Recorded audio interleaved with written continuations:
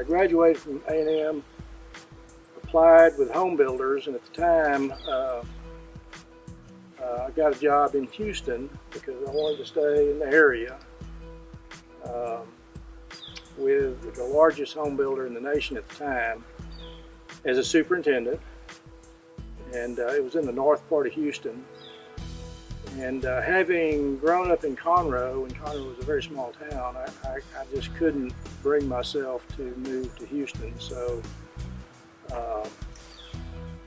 after graduation, I moved to Tomball, got an apartment there, and commuted into my job, which was right down at that time 149 in the north part of Houston.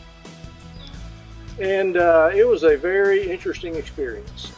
It wasn't like any home building I had seen growing up as a kid in Conroe, in that it was very much production oriented. And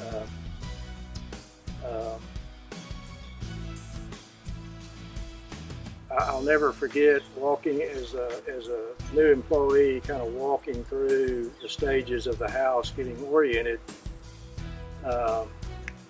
coming into a house that was being trimmed out, the cabinets, the doors, the baseboard were being put in, and there was one carpenter there, and his tools were an electric circle saw, a hammer, a handsaw, and a homemade miter box made out of 2x4 scrap. And he was trimming the house with those tools. Now, these were starter houses. They were very basic factory cabinets, but still the workmanship was way below what I would like to see and what I wanted to see. Anyway, I worked for US Home for a while. I was actually fired from US Home.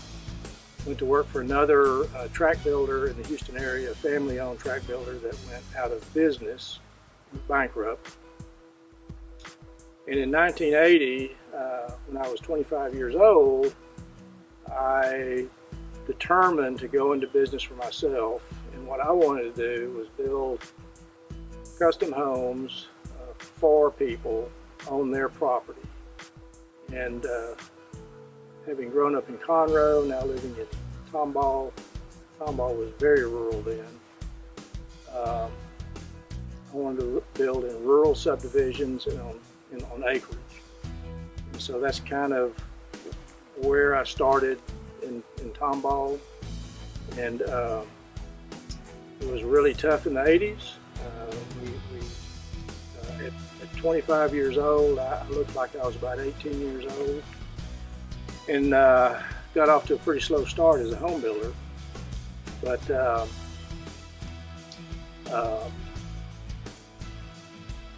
we got started and started building some homes. I was very fortunate to team up with a local developer at the time when the crash came in the mid-80s.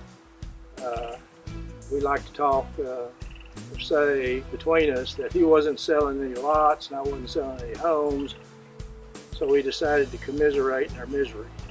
So we joined up, and it was Jack Fry, and we formed Fry Neathery, and we did that for about 5 years till the economy got better and we parted ways. We always remained close friends.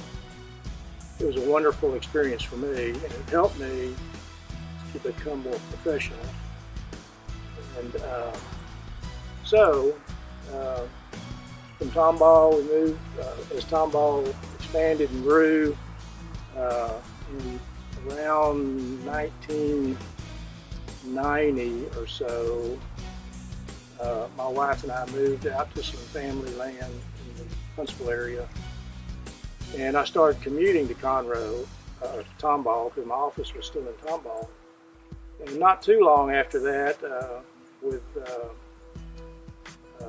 development in the Tomball area, all my work, being rural subdivisions, was kind of moving north. So I moved my office to the Magnolia area, and I'm still there today. And I suspect that we will continue as the greater Houston area expands. Our market is continuing to go north and west. But right now we build in about 6 counties in the north and west area.